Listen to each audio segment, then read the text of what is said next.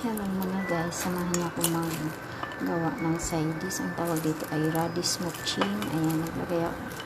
Inano ko muna to sa salt and konting sugar. Ayan, chili powder.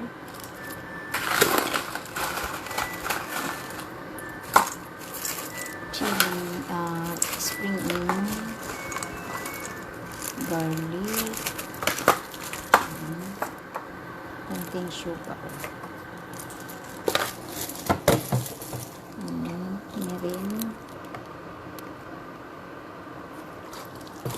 Hindi na ako gagamit ng ito. Ang gamit ko ay tuna sauce. Ayan, kunting tuna sauce lang.